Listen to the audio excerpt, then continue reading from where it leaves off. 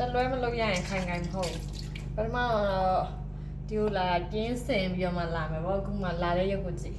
ညာဘွေအင်ဂျီတော့မှဒီမှာကြည့်အင်ဂျီကဒီမှာတထောင်ကပြင်းနေတယ်3နာရီထိုးတဲ့ကဗာလဲအခန်း information မပို့လို့ဆိုပြီးအထက်တွေကဖုန်းနံပါတ်တွေပတ်ပြီးဆက်တော့ဘယ်ဟုတ်မလဲအာဂူရာနဲ့နေပို့ပါတယ်ဆိုပြီးတော့ဟိုemail ကပို့ထားတယ်ကွယ်ကိုကအဲ့ဒီဟာကိုတိတ်ချမဖတ်ဘူးပုံမှန်ဆိုလို့ဆိုရင်ဒီဟိုတယ်ကကွာဟို WhatsApp ကနေဆက်သွယ်တယ်ပြီးတော့သူတို့ဗာလဲ deposit ကြီး100အရင်တောင်းတယ်တောင်းပြီးတော့မှသူတို့အခန်းရဲ့ information ကိုပေးတာကွာသူအဲ့လိုမဟုတ်ဘူး3နိုင် down ဆိုတာနဲ့ Agora ထဲမှာအဲ့ information ရရောက်နေပြီအဲ့ဒီမှာ WhatsApp ဆိုတာမရှိဘူးအဲ့ဒါပဲအရင်ကဒီမှာတဲဘူးတာကိုအရင်က account တွေကို line မေးအဲ့ဒီသူ့ရဲ့ဟို information number ကိုလည်းမေးအဲ့ဒါကိုမှ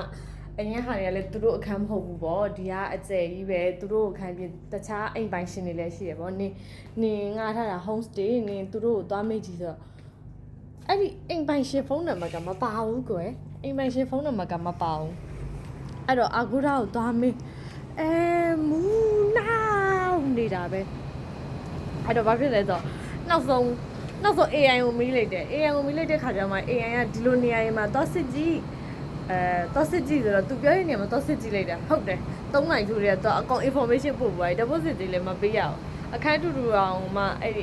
အခန်းပိုင်ရှင်ချင်းမတူတော့ဒီအခန်းက deposit တွေမပေးရအောင်တန်တာတော့တန်တယ် city view လည်းပါတယ်ဒီခန့်မိုက်တယ် city view လည်းမြင်ရတယ်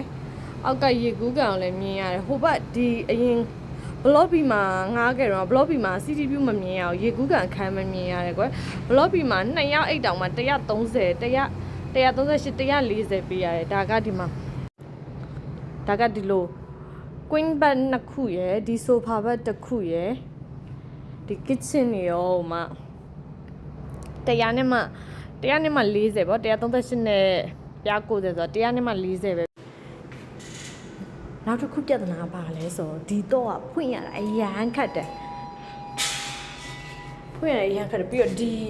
ဒီတကားကလေပုံမှန်တကားလေးဒီလိုတင်ဒီတိုင်းလေးဖွင့်လိုက်တယ်နဲ့ကျွေးဆိုပွင့်ရမယ်တိတ်အောင်တွန်းရရင်တော့တိတ်အောင်တွန်းရရင်အဲ့တကားကလောက်မြည်ပြီးတော့တွန်းမရလို့ဆိုပြီးအဲ့ဒါလဲတိုင်နေပတ်ရေချိုးကန်းလဲကျဲတယ်ရေချိုးကန်းအိမ်သားလဲကျဲဒါပေမဲ့ရေချိုးကန်းနဲ့အိမ်သားနဲ့ဆက်ထားတာဆိုတော့ရေချိုးမယ်ဆိုလို့ဆိုရင်တော့ဟိုကဖြစ်ရမှာပေါ့နော်ဒီမှာအဝတ်ဗီဒီယိုတွေပါလဲပါတယ်တန်ပါတယ်130 140